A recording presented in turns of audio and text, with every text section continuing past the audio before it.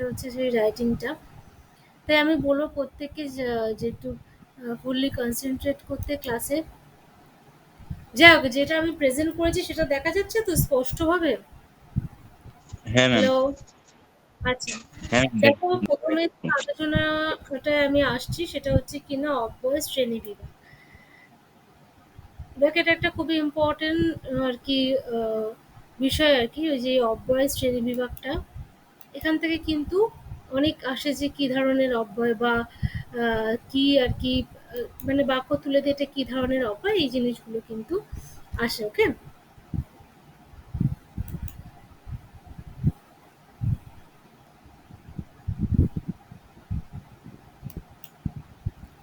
তো দেখো, আহ, আমরা কি জানি যে অব্যয়টা মানে হচ্ছে যেটার কোনো ব্যয় হয় না, তাই তো? সেটাই হচ্ছে অব্যয়। আবার দেখো, এই যে লিঙ্গ, বচন, পুরুষ, বিভক্তি ইত্যাদি এক বা একাধিক ভেদে রূপান্তর ঘটে বলে এরা কিন্তু সব্যয় পদ, তাই তো? কারণ আমরা জানি লিঙ্গর ক্ষেত্রে, বচনের ক্ষেত্রে, পুরুষের ক্ষেত্রে, বিভক্তির ক্ষেত্রে এগুলো যখন সমাজ থেকে কারকে যায়, আবার যখন আর কি কালের পরিবর্তন হয়, মানে অতীত, বর্তমান, ভবিষ্যৎ, ঠিক আছে, এই সব ক্ষেত্রে কি হয়, আবার লিঙ্গর ক্ষেত্রেও পরিবর্তন হয়, তাই তো? লিঙ্গ কিন্তু পরিবর্তন হয়, স্ত্রীলিঙ্গ আছে, পুরুষলিঙ্গ আছে, এবং সেগুলো কিন্তু কাল অনুযায়ী পরিবর্তিত হয়। বচনও তাই, পুরুষও তাই, বিভক্তিও কিন্তু তাই। কিন্তু এই কারণে এগুলো কি সবয় পদ, মানে সব্যয় পদ আর কি। আর অব্যয় পদে কি বলছে, অব্যয় পদ বাক্যের বাইরে শব্দ হিসাবে যে রূপে থাকে, বাক্যের মধ্যে পদ হিসেবেও ঠিক সেই রূপেই থাকে। ঠিক আছে, মানে এটা যদি একটা শব্দ, অনেক সময় কি হয়, যখন কোনো একটা বাক্য গঠিত হচ্ছে সেখানে কি হয় না, কতগুলো শব্দ বসে সেই, এবং অর্থপূর্ণ শব্দ বসে সেই বাক্যটা গঠিত হয়। শুধু অর্থপূর্ণ শব্দ বসলেই হয় না, কোন শব্দটা কার পরে বসাতে হবে একটা বাক্য গঠনের ক্ষেত্রে কিন্তু সেটা আমাদের মাথায় রাখতে হয়। তো যেটা বলছিলাম যে, তো এই অব্যয় পদ হচ্ছে এমন একটা পদ যেটা বাক্যের বাইরে শব্দ হিসেবেও যেরকম থাকে, সেরকম বাক্যের মধ্যে পদ হিসেবেও কিন্তু সেই রূপেই থাকে। লিঙ্গ, বচন, পুরুষ, বিভক্তি ভেদে কিন্তু অব্যয় সাধারণত কোনো রূপান্তর ঘটে না। এই কারণে এটার ব্যয় বা রূপান্তর নেই বলে এটা কিন্তু অব্যয়। এই অব্যয় কাকে বলে বা কি, সেটা আগেও কিন্তু তোমরা ক্লাসে শুনেছো। মেন যে ইম্পর্টেন্ট জিনিসটা আমাদের আর কি আজকের বিষয়, সেটা হচ্ছে অব্যয় শ্রেণী বিভাগ। এই অব্যয়কে দেখো চারটি ভাগে ভাগ করা যায়, সেটা হচ্ছে পদান্বয়ী অব্যয়, সমুচ্চয়ী অব্যয়, অনন্বয়ী অব্যয় আর ধন্যাত্মক অব্যয়।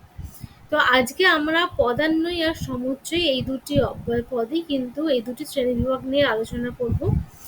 অনন্যই আর ধনাত্মকটা কিন্তু আমরা নেক্সট ক্লাসে আলোচনা করব।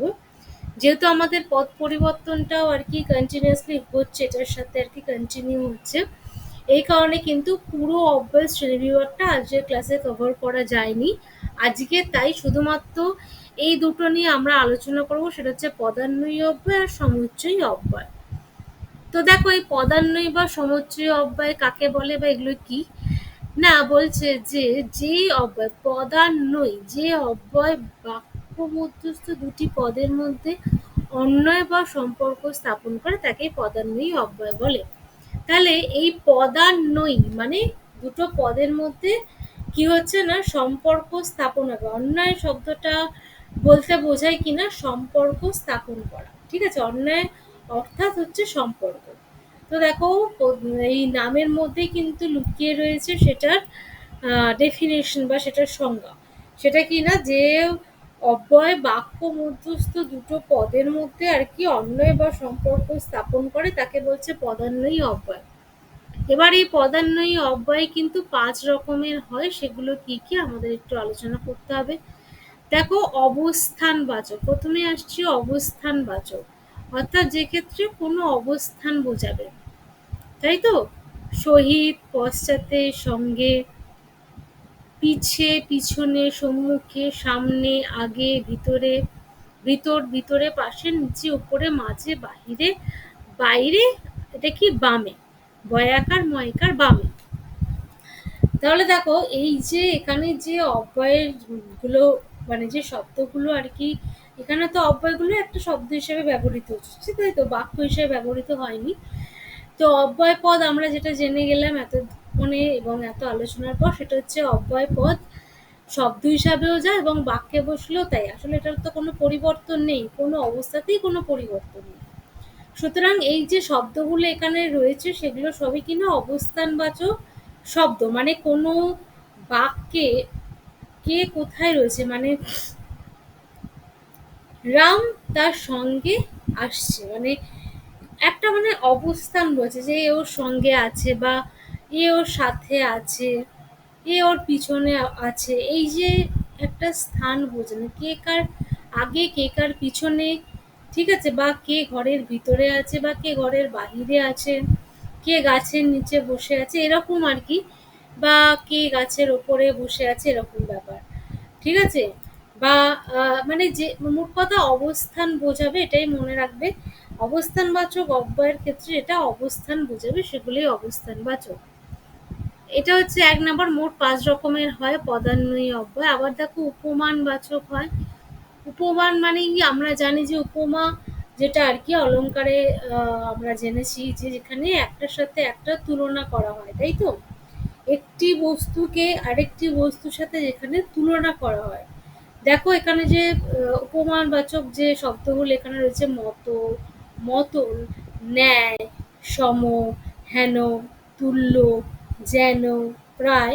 তো এই যে শব্দগুলো উপমানবাচক শব্দগুলো এখানে রয়েছে, এই উপমানবাচক শব্দগুলো আমরা কখন ব্যবহার করি? যখন আমরা দুটো অবজেক্টের মধ্যে বা দুটো ব্যক্তির মধ্যে যখন আমরা সাদৃশ্য বোঝানোর চেষ্টা করি বা তুলনা করার চেষ্টা করি, তখন হচ্ছে এই শব্দগুলো বা এই অব্যয়গুলো আমরা ব্যবহার করি। এগুলো সবই উপমানবাচক অব্যয়। নেক্সট হচ্ছে দেখো সীমাবাচক অব্যয়। দেখো প্রত্যেকটা নামের মধ্যেই সেটার লুকিয়ে রয়েছে সীমাবাচক, অর্থাৎ যেখানে সীমানা বোঝাবে, যেখানে একটা নির্দিষ্ট সীমানা বোঝাবে। যেমন যেমন পর্যন্ত, অবধি, ত্বক, মানে এটা সে বলে না যে এই যে তোমার মানে হিন্দিতে আর কি এই শব্দটা ব্যবহার করে যে এই তাক আর কি, জব তাক এরকম আর কি বলে না, তো সেটাই এখানে বলেছে। থেকে, পেরিয়ে, ছড়িয়ে, ঠিক আছে, এগুলো সবই কিনা সীমাবাচক অব্যয় পদ। নেক্সট হচ্ছে কিনা ব্যথি রেখাত্মক। ব্যথি রেখাত্মক, বিনা, বিনে, বিহনে, বিনি, ব্যতীত, বই, ছাড়া, ভিন্ন, ব্যতিরেক বাদে। তাহলে ব্যতিরেক মানে কি, একটা ছাড়া একটা, এরকম ভাবে যখন আর কি বোঝায় অব্যয়গুলোকে, তখন সেটা হয়ে যায় ব্যতিরেখাত্মক। এখানে ব্যতিরেখাত্মক অব্যয়ের যে মানে শব্দগুলো সেগুলো দেওয়া রয়েছে, যেমন বিনা, তুই বিনা আমি, এরকম আর কি, এরকম, বা ব্যতীত, ঠিক আছে, সে ব্যতীত আমি, বা এটা ব্যতিরেক আর কি, মানে একটা ছাড়া একটা হবে না এরকম আর কি, তাই তো, এই কারণে ব্যতিরেকাত্ম, ব্যতিরেক সম্পর্কে যেরকম হয়। নেক্সট কি বলছে যে অনুসর্গ রূপে, যেমন দারুণ, নিমিত্ত, তরে,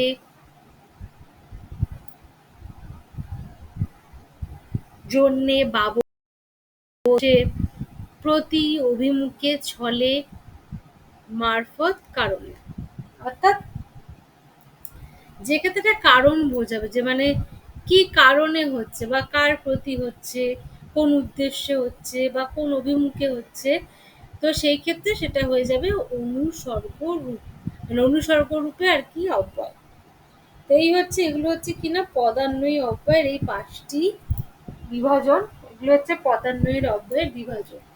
এবার যেটা হবে সেটা হচ্ছে কিনা সমুচ্চয়ী অব্যয়। আচ্ছা আমি আরেকবার জিজ্ঞাসা করি, সেটা হচ্ছে যে আমার ভয়েস ক্লিয়ার আছে তো, বা কিছু ডিস্টার্ব হচ্ছে হ্যাঁ না ম্যাম, তো? হ্যাঁ হ্যাঁ ম্যাম, ম্যাম, হ্যাঁ ম্যাম। সবকিছু ক্লিয়ার আছে। আচ্ছা, ওকে ওকে, আমি বারবার চেক করে নিই আসলে।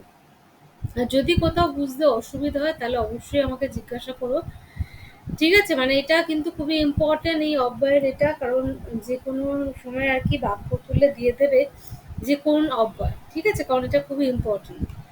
তো যাই হোক, এই হলো গিয়ে পদান্বয়ী অব্যয়, যে অব্যয় আমরা কি জানি যে বাক্যে কি করে না দুটো পদের মধ্যে সম্পর্ক বা অন্বয় স্থাপন করে, সেটাই হচ্ছে পদান্বয়ী অব্যয়। আর এগুলো হচ্ছে পদান্বয়ী অব্যয়ের আবার বিভাজন ছিল, যেগুলো আপনারা এতক্ষণ ধরে দেখলাম। এবার আমরা চলে যাব হচ্ছে সমুচ্চয়ী অব্যয়। সমুচ্চয়ী অব্যয় কি না বলছে, যে অব্যয় একাধিক পদের বা বাক্যের সংযোগ, বিয়োগ, সংকোচন প্রভৃতি সাধন করে তাকে সমুচ্চয়ী অব্যয় বলে। ঠিক আছে, তাহলে কি করছে বলছে একাধিক পদের বা বাক্যের মধ্যে কখনো সংযোগ বোঝায়, যে কি না ধরো এমন মানে যেখানে অব্যয়টা কি করবে দুটো বাক্যের মধ্যে বা দুটো শব্দের মধ্যে যোগ স্থাপন করবে, সেটাই হয়ে যাবে সংযোগ। আবার বিয়োগ মানে দুটো বাক্যকে আলাদা করবে এক অব্যয়টা। ঠিক আছে, আবার সংকোচ, সংকোচক মানে যেখানে দুটো আর কি যুক্ত করবে আর কি, বা ছোট করবে আর কি বাক্যটাকে, এইসব সাধন করে সেটাকেই বলা হচ্ছে সমুচ্চয়ী অব্যয়। এই সমুচ্চয়ী অব্যয়ের কিন্তু আবার ৮ রকমের হয়ে থাকে, মানে সমুচ্চয়ী অব্যয়ের কিন্তু ৮টি শ্রেণী বিভাগ। তাহলে কটি শ্রেণী বিভাগ না ৮টি শ্রেণী বিভাগ, কি কি সেটা আমরা দেখব। প্রথমেই আসছি সংযোজক অব্যয়তে। ঠিক আছে, সংযোজক সমুচ্চয়ী অব্যয় সেটা কি না, যে ক্ষেত্রে আমি যেটা বললাম যে ক্ষেত্রে অব্যয়টা কি করবে দুটো বাক্যের মধ্যে সংযোগ স্থাপন করবে, সংযোগ, সেক্ষেত্রে হয়ে যাবে কি না, সেক্ষেত্রে কিন্তু এটা হয়ে যাবে সমুচ্চয়ী অব্যয়। ওকে, মানে সরি সংযোজক সমুচ্চয়ী অব্যয় আর কি।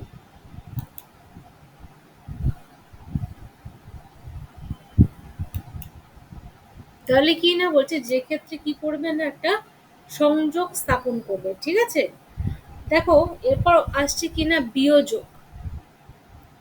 এখানে হ্যাঁ, তার আগে আমি একটু উদাহরণটা বলে দিই, দেখো উদাহরণটা দেখলে আরো বুঝতে পারবে।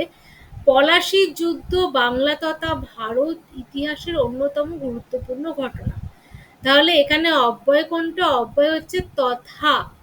তাহলে এই একটা অব্যয় কি করলো না দুটো বাক্যের মধ্যে সংযোগ স্থাপন করলো, এই কারণে এটা হচ্ছে গিয়ে সংযোজক অব্যয়।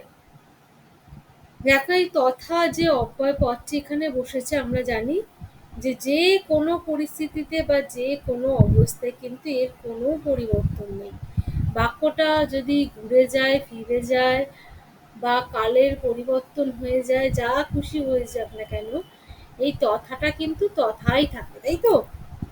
তো এই হলো গিয়ে এটা সংযোজক অব্যয়, তার কারণ সংযোগ স্থাপন করছে। নেক্সট হচ্ছে বিয়োজক বা বৈকল্পিক। সেটা কি, দেখো তুমি নিজে যাও না হয় ভাইকে পাঠাও। ঠিক আছে, মানে যে কোনো একজন, না হলে তুমি না হলে ভাই। তাহলে এক্ষেত্রে কি করছে না দুটোকে মানে একটার বিকল্প হিসাবে একটা গেলেই হলো আর কি, মানে একটার বিকল্প হিসাবে একটা বাক্যের বিকল্প হিসাবে আর একটা বাক্য আর কি, সেটাই হচ্ছে কি বিয়োজক বা বৈকল্পিক, বা দুটো বাক্যকে আলাদা করছে এটাও বলতে পারো, বা একটার বিকল্প হিসাবে আর একটা বাক্য যখন বলছি তুমি নিজে যাও না হয় ভাইকে পাঠাও, অর্থাৎ দুজনকে কিন্তু এক্ষেত্রে যেতে বলেনি, যে কোনো একজন গেলেই হবে, তাই তো, মানে একজন একজনের বিকল্প হিসাবে গেলেই হবে। এই কারণে এটা হচ্ছে বিয়োজক বা বৈকল্পিক অব্যয়। নেক্সট যেটা সেটা হচ্ছে ব্যতিরেকাত্মক। ঠিক আছে, মন দিয়ে লেখাপড়া করো নচেত জীবনে উন্নতি করতে পারবে না। তাহলে এক্ষেত্রে কি না, এক্ষেত্রে দুটো যে বাক্য সেটা পরস্পরের সাথে কি না যেন ওতপ্রোতভাবে জড়িয়ে রয়েছে, বা যেটা হয় না যেমন ব্যক্তি, যেটা আমি বললাম যে ব্যতিরেক সম্পর্ক, মানে একটা না ঘটলে আর একটা কিন্তু ঘটবে না। এই যে যদি মন দিয়ে পড়াশোনা না করে তাহলে কিন্তু জীবনে উন্নতি করতে পারবে না। আবার জীবনে উন্নতি করতে গেলে কি করতে হবে, মন দিয়ে পড়াশোনা করতে হবে। তাহলে এখানে যে দুটো বাক্য রয়েছে, এই যে ব্যতিরেখার থেকে এই যে দুটো বাক্য রয়েছে, একটা মন দিয়ে লেখাপড়া করো আর একটা জীবনে উন্নতি করতে পারবে না, এই দুটোকে কি করছে না নচেত এটার মধ্যে দিয়ে কি হচ্ছে না, ওই নচেত যে অব্যয় এটার মধ্যে দিয়ে দুটো মধ্যে একটা ব্যতিরেকাত্ম একটা সম্পর্ক তৈরি হচ্ছে, যে ক্ষেত্রে কি, যে ক্ষেত্রে একটা ছাড়া কিন্তু আর একটা ঘটতে পারে না। এবার হচ্ছে সংকোচক। দেখো আমার কাছে এলে তোমার লাভ তো হবে না, উপরন্তু ক্ষতিরই সম্ভাবনা প্রচুর। ঠিক আছে, আমার কাছে এলে তোমার লাভ তো হবে না, উপরন্তু ক্ষতিরই সম্ভাবনা প্রচুর। এক্ষেত্রে কি সংকোচকের ক্ষেত্রে কি না, যে ক্ষেত্রে প্রথম আর কি মানে বাক্যের তুলনায় মানে দ্বিতীয় আর কি বাক্যটা বেশি প্রাধান্য পাচ্ছে। মানে প্রাথমিক যে বাক্যটা বসছে সেটার থেকে দ্বিতীয় বাক্যটা বেশি প্রাধান্য পাবে সংকোচকের ক্ষেত্রে। দেখো কি বলছে, আমার কাছে এলে তোমার লাভ তো হবে না, উপরন্তু ক্ষতিরই সম্ভাবনা প্রচুর। তাহলে এখানে আদতে কিসের সম্ভাবনা রয়েছে? ক্ষতির সম্ভাবনা রয়েছে, লাভের তো সম্ভাবনা নেই। তাহলে এই যে বাক্যটা বসেছে যে আমার কাছে এলে তোমার লাভ তো হবে না, উপরন্তু ক্ষতিরই সম্ভাবনা প্রচুর। হ্যালো,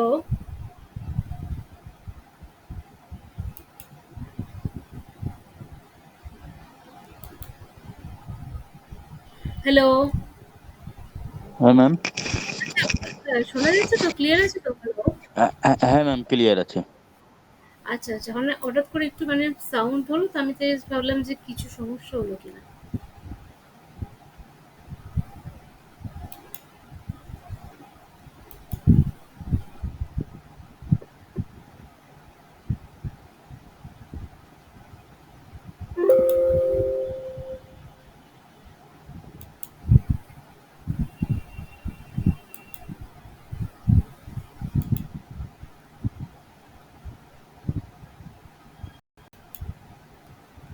হ্যাঁ, যেটা বলছিলাম আমি, সেটা কি না, যে ক্ষেত্রে কি হয় না, প্রথম বাক্য যেটা মানে প্রথমে যে বাক্যটা থাকে সেটার গুরুত্বটা কমে যায় এবং দ্বিতীয় বাক্যের গুরুত্বটাই এখানে কিন্তু প্রাধান্য পায়। এটা হচ্ছে সংকোচক অভ্যাস।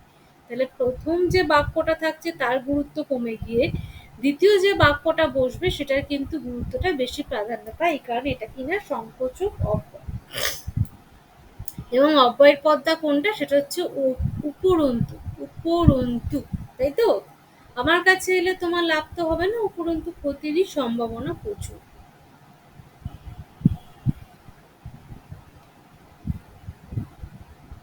নেক্সট দেখো হেতুবোধক। হেতু শব্দটা মানে শুনেই বোঝা যাচ্ছে, হেতু মানে আমরা কি জানি, হেতু মানে হচ্ছে কারণ। অর্থাৎ যে ক্ষেত্রে মানে কোন যে ঘটনাটা ঘটার পিছনে কোনো না কোনো কারণ আছে, সেটাই হেতুবোধক। দেখো কি বলছে, তার কন্যাটি হঠাৎ অসুস্থ হয়ে পড়েছেন বলে তিনি সভায় উপস্থিত হতে পারেননি। তাহলে এখানে এক ব্যক্তি সে সভায় উপস্থিত হতে পারেনি, এবং কেন পারেনি? কারণ তার কন্যা অসুস্থ ছিল। তাহলে সভায় উপস্থিত না হওয়ার পিছনে কারণ হচ্ছে তার কন্যার অসুস্থতা। তাহলে এখানে একটা কারণ রয়েছে, এবং এটা তো খুব ইজি যে দেখেই বোঝা যাবে যে হেতুবোধক মানে সেক্ষেত্রে কোনো কারণ বোঝাবে। নেক্সট বলছে সিদ্ধান্তবাচক, অর্থাৎ বোঝাই যাচ্ছে যে কোনো সিদ্ধান্ত সূচক অব্যয় যেখানে বসবে, এ আমার মায়ের আদেশ কাজেই আমাকে মানতেই হবে। তাহলে এখানে একটা সিদ্ধান্ত নেওয়ার জন্য আর কি যে শব্দটা বসছে, কাজেই। নেক্সট বলছে সংশয় সূচক, কাজটা শেষ না করলে যদি তিনি অসন্তুষ্ট হন।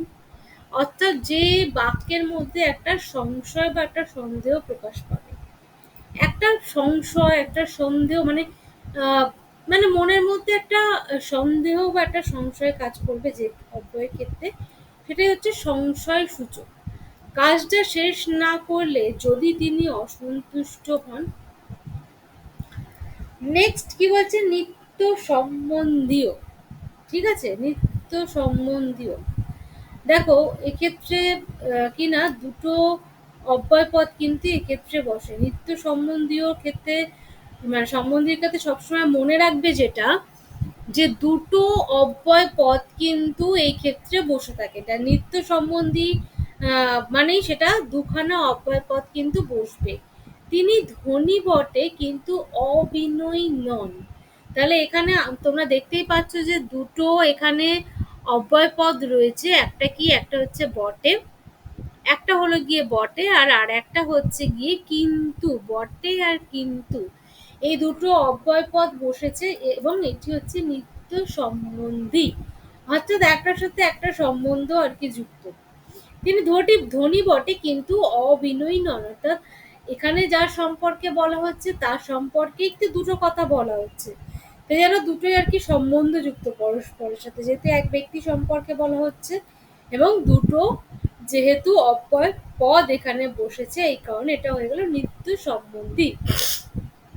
তো এখানে হচ্ছে কি না, এখানে এতটা পর্যন্ত হচ্ছে অব্যয়ের যে দুটো শ্রেণীবিভাগ ছিল, অর্থাৎ পদান্বয়ী আর সমুচ্চয়ী, এই দুটো শ্রেণীবিভাগ কিন্তু এখানেই সমাপ্ত হলো। বাদবাকি যেটা বাকি রয়েছে দুটো, সেটা কিন্তু আমরা পরবর্তী ক্লাসে আলোচনা করব, যেহেতু আমাদের পদান্তর বা পদ পরিবর্তন আলোচনা করতে হবে। কারণ তোমরা নিশ্চয়ই দেখেছো যে গ্রাম পঞ্চায়েতে কিন্তু এই পদান্তর বা পদ পরিবর্তন কিন্তু আসে। মোটামুটি কিন্তু পদান্তর বা পদ পরিবর্তন থেকে কিন্তু ৩ থেকে ৪টে কোয়েশ্চেন কিন্তু দিয়ে দেয়। তো আমরা এবার সেটা নিয়ে এগাবো। তো এই এতক্ষণ পর্যন্ত অব্যয় যে শ্রেণীবিভাগটা হলো, তোমাদের কি কারোর কোথাও বুঝতে অসুবিধা আছে বা জিজ্ঞাসা আছে?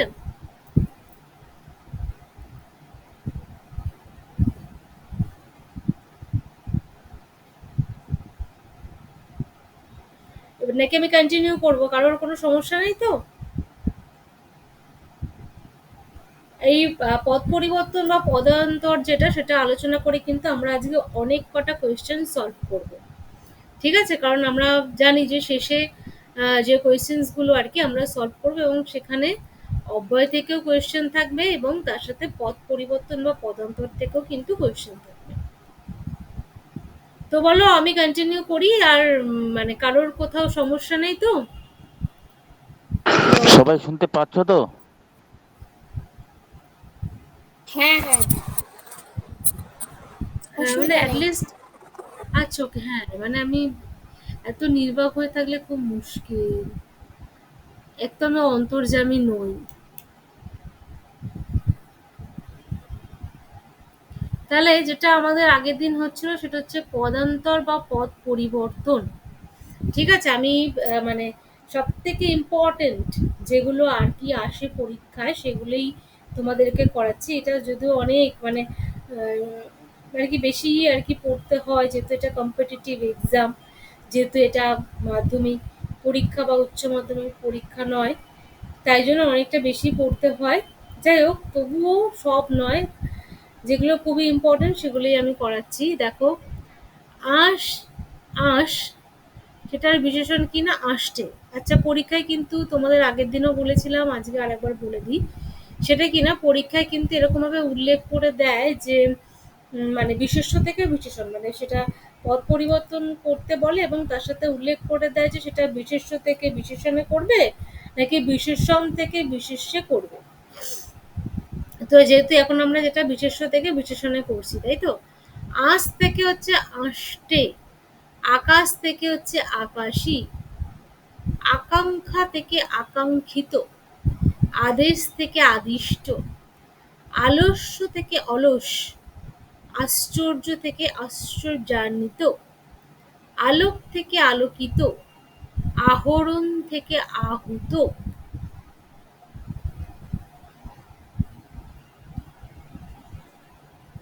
নেক্সট দেখো, আদি থেকে আদিম। তাহলে আদি থেকে আদিম, আসমান থেকে আসমানি। ঠিক আছে? এই যে আমরা এখনই আকাশ পড়েছি সেটাই কিন্তু আসমান, তাই তো? উর্দুতে বলে আসমান। আতিথ্য থেকে অতিথি, আশা থেকে আশান্বিত, আহার থেকে আহার্য, ইচ্ছা থেকে ঐচ্ছিক, ইন্দ্রিয় থেকে ঐন্দ্রিয়, ঐন্দ্রিক। একটু মানে খেয়াল রাখবে এগুলো। ঐন্দ্রিক মানে স্পেলিং গুলো একটু কিন্তু মনে রাখবে, যেগুলো দেখবে একটু অন্য রকম সেগুলোই দেখবে বিশেষ করে পরীক্ষাতে আসে, তাই তো? কারণ আর কি যে পরীক্ষক বা যে প্রশ্ন করছেন, জানি না কেন তার যেটা লক্ষ্য থাকে যে একটু কঠিন দিতে পারলেই যেন তার ভাল লাগে, এরকম ব্যাপার, যাতে কম্পিটিশনটা ম্যাম, এখানে যেরকম অন্তস্থ হস্যিটা যেটা আছে, যেটা যেমন না, লুপ্ত হয়ে যাচ্ছে। অন্দ্রিক, তো মানে উচ্চারণের সময় বলতে হ্যাঁ, চাইছো? হ্যাঁ, হ্যাঁ, হ্যাঁ। হ্যাঁ, হ্যাঁ, হ্যাঁ, কিন্তু স্পেলিংটা কিন্তু এটাই, ঠিক আছে? হ্যাঁ, এটা বলছিলাম যে কম্পিটিশন আর কি হাই করার জন্য কি করেন পরীক্ষক, সেটা হচ্ছে কোয়েশ্চেন টাফ করেন, তাই তো? কোয়েশ্চেনটা টাফ করলেই কি হবে, কম্পিটিশন বেড়ে যাবে। তো এটাই হচ্ছে কাজ পরীক্ষকের, সেই কারণে আমি বলে দিলাম যেগুলো একটু জটিল টাইপের সেখান থেকেই কিন্তু বিশেষ করে আসার সম্ভাবনা থাকে। ইলিশ থেকে ইলিশে, ইষ্টি থেকে ইষ্ট, ইঙ্গিত থেকে ইঙ্গিতময়, ইতিহাস থেকে ঐতিহাসিক, ঈশ্বর থেকে ঐশ্বরিক, ঈর্ষা থেকে ঈর্ষান্বিত, ইক্ষণ থেকে ইক্ষিত, উত্থাপন থেকে উত্থাপিত, উপচার থেকে উপচয়িত, উদ্ধতি থেকে উদ্ধত, উপোস থেকে উপসী, উপকার থেকে উপকৃত, উচ্চারণ থেকে উচ্চার্য। দেখো আহার থেকে আহার্য, সেরকমই উচ্চারণ থেকে উচ্চার্য। যেগুলো এরকম একই রকম সেগুলো এভাবে মনে রাখার চেষ্টা করবে। উদর থেকে ঔদরিক, উৎপীড়ন থেকে উৎপীড়িত, উল্লেখ থেকে উল্লেখ্য, উপহাস থেকে উপহাস্য। নেক্সট, উপার্জন থেকে উপার্জিত, উৎকর্ষ থেকে উৎকৃষ্ট, উদ্ধার থেকে উদ্ধত, উত্তর থেকে উত্তরে, উমেদার থেকে উমেদারি, উৎক্ষেপণ থেকে উৎক্ষিপ্ত, উপজীব্য থেকে উপজীবী, উত্তরণ থেকে উত্তীর্ণ, উদ্যম থেকে উদ্যমী, উপদ্রব থেকে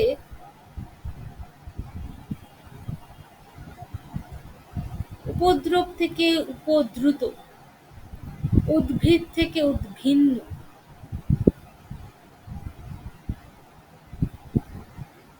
আচ্ছা, এটা কিন্তু উদ্ভিন্ন হবে, উভিন্ন নয়, এটা একটা দয়ভয় হবে কিন্তু, ঠিক আছে?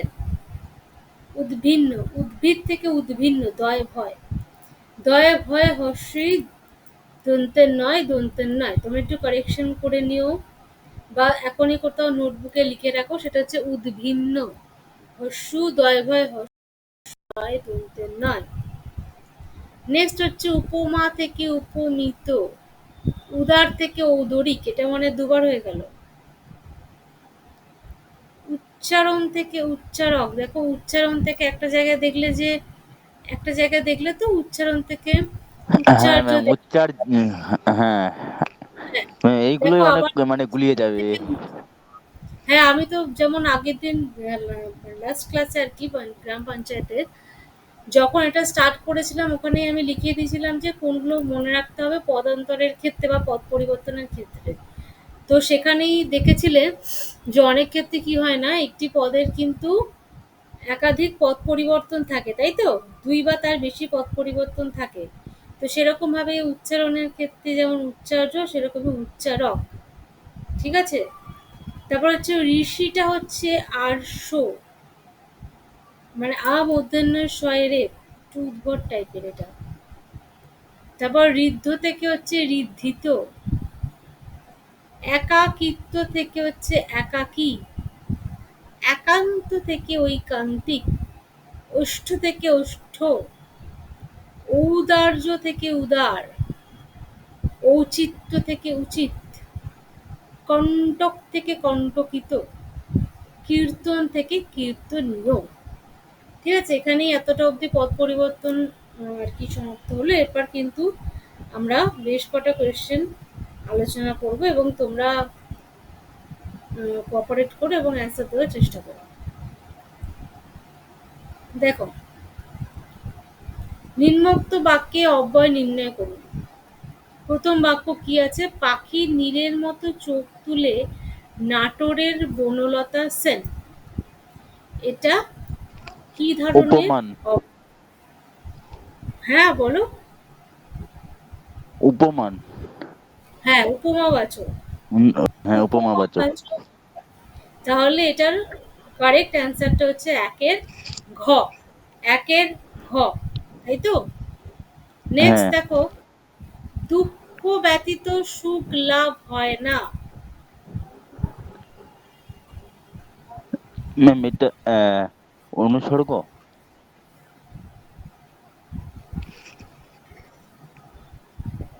আমি ব্যতীত কখন বা কোন সময় আহ, বসছিল?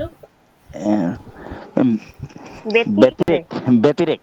ব্যতিরেকাত্ম। ব্যতিরেক বাচক অব্যয়, হ্যাঁ ব্যতিরেক বাচক অব্যয়, যেখানে একটা ছাড়া একটা হবে না।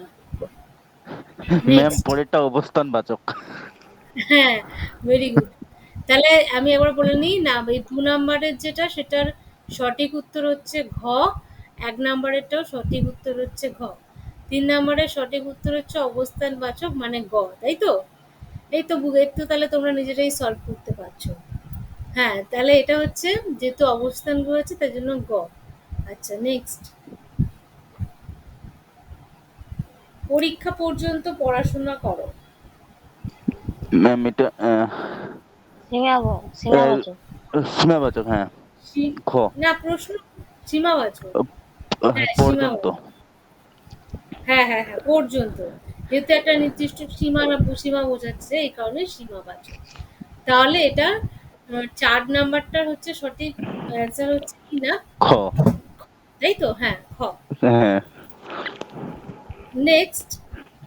সকলের তরে সকলে আমরা। ম্যাম এটা কি অনুসর্গ হবে? দাঁড়াও, এটা কোনোভাবে অবস্থানবাচক উপমা হবে না, তাই তো? উপমাবাচক। সকলের তরে সকলে উপমাবাচক। আমরা। উপমাবাচক। হুম। ম্যাম এটা আমি অনুসর্গ বলছি। সীমাবাচকও নয়, উপমাবাচকও নয়, অবস্থানবাচকও নয়। এটা হচ্ছে গিয়ে অনুসর্গ। অনুসর্গ যে অব্যয়টা সেটা একটুখানি আমরা দেখে নেব যে সেখানে যে শব্দগুলো আর কি বসেছে।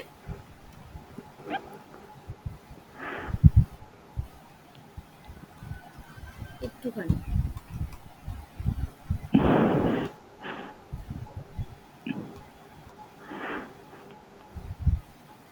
দেখো। দারুণ, নিমিত্ত, তরে, জন্যে, বাবদ, উদ্দেশ্যে, প্রতি, প্রতিমুখে, ছলে, মার, কারণে। বুঝা গেছে তো? হ্যাঁ ম্যাম। মানে অর্থাৎ যে ক্ষেত্রে মানে কারোর উদ্দেশ্যে কিছু বা কোনো মানে কারণ আর কি এইসবগুলো যেখানে আর কি বোঝাবে সেটাই হচ্ছে অনুসর্গ। তাহলে নাম্বার 5 ছিল মনে হয়। ৫ নাম্বার যেটা, তাহলে এটার সঠিক উত্তর হচ্ছে অনুসর্গ অব্যয় অর্থাৎ ঘ। ৫ এরটা হচ্ছে ঘ, তাই তো? রবীন্দ্রনাথ বাংলা তথা ভারতের গৌরব। খুব সহজ, বলো কি হবে? ম্যাম বিয়োজক। বিয়োজক কি করে হবে? না ম্যাম, না ম্যাম, এটা ভুল হয়ে গেছে। বিয়োজক তো যে ক্ষেত্রে একটার হ্যাঁ ম্যাম, কোন একটা বিকল্প হিসাবে বিকল্প। না না, আমি বললাম যে বিয়োজকটা কোনটা হয়? বিয়োজক বলতে যেটা যে অব্যয়টা বসে একটা বাক্য থেকে একটা বাক্যকে আলাদা করে বা একটার বিকল্প হিসাবে আর একটা বাক্য বসে, সেটা তো বিয়োজক হয়। এখানে কি সেটা হয়েছে? খুব না সহজ। ম্যাম। কে বলবে এটা? সংযোজক। সংযোজক অব্যয়। সংযোজক অব্যয়, দেখো এখানে দুটো বাক্যকে যুক্ত করেছে বা দুটো বাক্যের মধ্যে সম্পর্ক স্থাপন করেছে বলতে পারো, তাই তো? রবীন্দ্রনাথ বাংলা তথা ভারতের গৌরব, এটা হচ্ছে সংযোজক অব্যয়। অর্থাৎ ৬ নম্বরের যেটা সেটার সঠিক উত্তর হচ্ছে গ। নেক্সট। ভালো কিংবা মন্দ একটা কিছু বল। আচ্ছা আমি একটুখানি মানে দেখিয়ে দিই অপশনস গুলো। ব্যতিরেকাত্মক অব্যয়, সংকোচক অব্যয়, বিয়োজক অব্যয়, সংশয় সূচক অব্যয়। কোনটা হবে? ব্যতিরেকাত্মক, সংকোচক, বিয়োজক, সংশয় সূচক। ভালো কিংবা মন্দ একটা কিছু বল।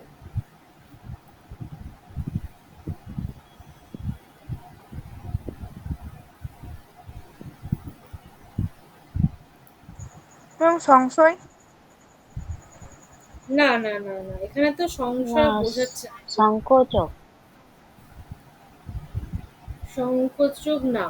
এখানে দেখো দুটোই মানে ভালো মন্দ দুটোই কিন্তু মানে সমান সমান। দেখো এরকম নয় যে কোনটা থেকে কোনটাকে আর কি গুরুত্ব দেওয়া হচ্ছে না সেরকম ম্যাম এটা দুটোই এটা কি ক? ক? না, ব্যতিরেকাত্মক তো নয়। ম্যাম লাস্ট অপশন আরেকটাই আছে। ভালো কিংবা মন্দ একটা কিছু বল, দেখো বিকল্প বোঝাচ্ছে যে কোনো একটা বলতে বলছে, নাহলে ভালো নাহলে মন্দ, বুঝে গেছে? সেই উদাহরণটা আর কি দিয়েছিলাম না, না হলে তুমি এসো না হলে তোমার ভাইকে পাঠাও, মনে পড়ছে? হ্যাঁ ম্যাম। না হলে তুমি এসো না হলে তোমার ভাইকে পাঠাও, তুমি এসো না হয় তোমার ভাইকে পাঠাও, সেরকম ব্যাপার। মানে যে কোনো একটার বিকল্প মানে একটা মানে কি বলবো মানে যে কোনো একটা আর কি বিকল্প আর একটা বসছে এরকম ব্যাপার। তো এই কারণে এটা হচ্ছে কি না বিয়োজক, অর্থাৎ গ। ৭ নাম্বারের সঠিক উত্তর হচ্ছে গ। ঠিক আছে? নেক্সট, যেতে পারি কিন্তু কেন যাব? এটা ম্যাম সংকোচক অব্যয়। সংকোচক অব্যয়ের ক্ষেত্রে দুটো বাক্য থাকবে। প্রথম বাক্যটার কোনো প্রাধান্য থাকবে না, দ্বিতীয় বাক্যটা গুরুত্ব পাবে। এটা সংশয়। এটাতে সংশয় বোঝাচ্ছে, যেতে পারি কিন্তু কেন যাব, মানে একটা দোলাচলের মধ্যে রয়েছে যে আদৌ যাব নাকি যাব না, ভেবে দেখো। এই কারণে এটা হচ্ছে সংশয় সূচক অব্যয়। মানে ৮-এর সঠিক উত্তর হচ্ছে ক। এবার নেক্সট, হয় যুদ্ধ করব নয় মরব।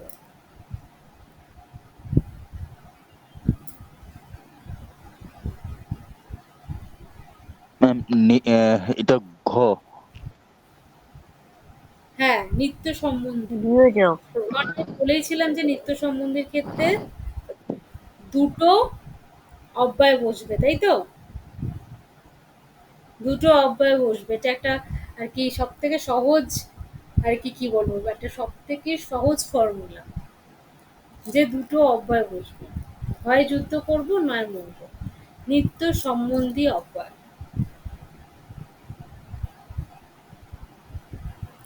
মন দিয়ে পড়াশোনা করো নচেত জীবনে কষ্ট পাবে।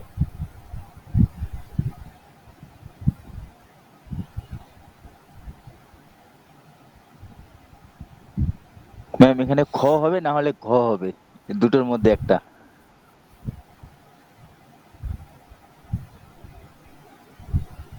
এখানে যেটা হবে সেটা হচ্ছে খ, ব্যতিরেকাত্মক অব্যয়। দেখো একটা ছাড়া কিন্তু একটা সম্ভব নয়। মানে যদি পড়াশোনা না করে তাহলে কিন্তু জীবনে কষ্ট পাবে, তাই তো? জীবনে কষ্ট পাবে যদি পড়াশোনা না করে, তাহলে একটাকে বাদ দিয়ে একটা হচ্ছে না, দেখো। এই কারণে এটা হচ্ছে ব্যতিরেকাত্মক অব্যয়, অর্থাৎ ১০ নম্বরের সঠিক উত্তর হচ্ছে খ। নেক্সট, পথ পরিবর্তন।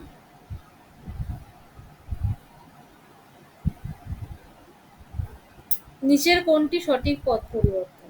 ১১ নম্বরটা, উদ্যম থেকে উদ্যমতা, আলোক থেকে আলোক বিন্দু, উপাচার ম্যাম থেকে ঘ। উপাচার। ম্যাম ঘ।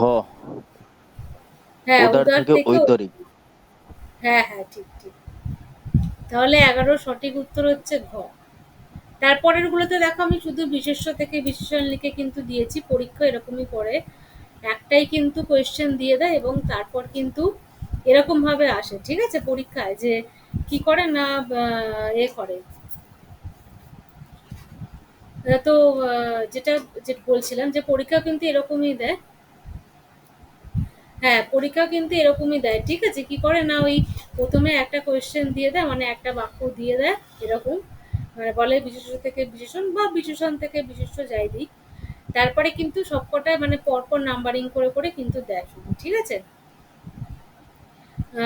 তো প্রথমটা ১১ নম্বরটা একদম ঠিকই, সেটা হচ্ছে উদার থেকে ঔদরিক। নেক্সট ১২, কি হবে? ম্যাম এখানে উচ্চার্য একটা ছিল আর একটা উচ্চারিত ছিল মনে হয়। না, উচ্চারিত ছিল না। আহ, আচ্ছা, তাহলে এটা ইক্ষণ থেকে ইক্ষিত উচ্চারক এটা হবে। ছিল। একটা ছিল হ্যাঁ হ্যাঁ ম্যাম, উচ্চার্য, একটা ছিল হ্যাঁ উচ্চারক। মনে পড়েছে। হ্যাঁ, এখানে ম্যাম গো নাম্বার, ইক্ষণ থেকে হ্যাঁ, গ ইক্ষিত। নাম্বারটা হচ্ছে এখানে ঠিক। মানে দেখেছো তো অপশনস গুলো? এরকম অপশনস হ্যাঁ ম্যাম। দেবে যে মানে প্রচন্ড কনফিউজড হয়ে যাবে। মানে অপশনস গুলো দেখে মনে হবে এটা ঠিক, ওটা ঠিক, মনে হবে এটাও ঠিক, মনে হবে ওটাও ঠিক।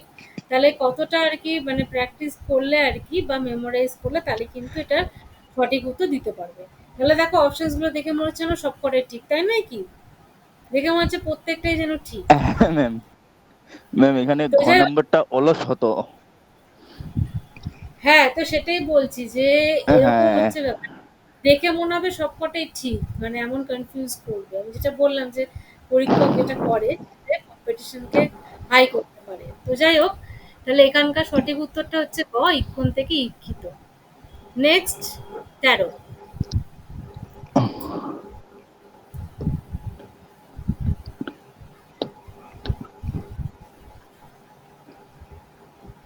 ঘ নাম্বার।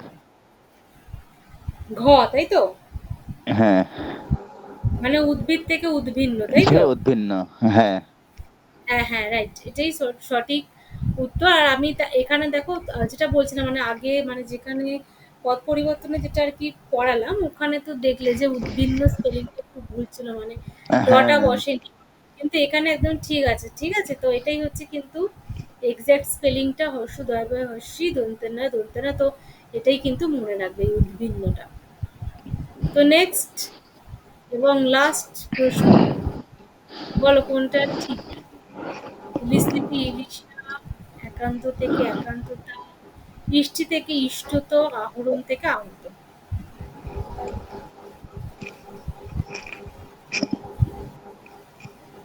ম্যাম আমি অপশন গুলো কেন দেখতে পাচ্ছি না? অপশন এই যে এই সাইডে আসলে এই যে একটা হচ্ছে এখানে দেখে না যে কয়েকটা ইলিশ থেকে ইলিশা, আর বাদ বাকি অপশনস গুলো এই যে এই সাইডে রয়েছে। মানে কি দেখা যাচ্ছে না অপশনস এখন অব্দি? ঠিক আছে ম্যাম, এখানে একটা না ম্যাম দেখা যাচ্ছে, আমি দেখতে পাচ্ছি না ম্যাম।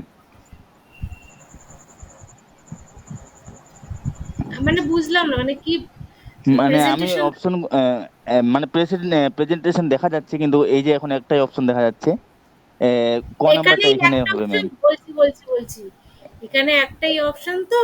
আর বাদ বাকি গুলো এই যে এইখানে রয়েছে, মানে এই হ্যাঁ সাইডে ম্যাম। একান্ত থেকে একান্ততা, ইষ্টি থেকে ইষ্টত, আহরণ থেকে আহত। মানে আবার একটা এক্সট্রা পেজ হয়ে গেলো, তাই জন্য আমি এই সাইডে আর কি এটার অপশনস গুলো দিয়েছি। ম্যাম এটা আহরণ থেকে আহুত বললেন না, সেটাই সঠিক হবে। একটা হ্যাঁ, আহরণ। হ্যাঁ, বলো, কেউ কিছু বলছিলে, অন্য একজন কিছু না না ম্যাম, ওইটাই বুঝলাম, ঘরটা আহরণ থেকে আহুত। হ্যাঁ, আহরণ থেকে আহতটা হচ্ছে এখানে কিন্তু সঠিক উত্তর। তাহলে আজকে এই 14টা আর কি ছিল প্রশ্ন। তো মোটামুটি তোমরা অনেকটাই ঠিকঠাকই উত্তর দিয়েছো এবং আরো ঠিকঠাক মতন আর কি প্র্যাকটিস করবে, ঠিকঠাক মতো মেমোরাইজ করবে, তাহলে সঠিক পারবে সবই। তো আজকে এতটাই। তো তোমাদের কি কারোর কোথাও কোনো জিজ্ঞাসা আছে বা বুঝতে কোথাও অসুবিধা আছে?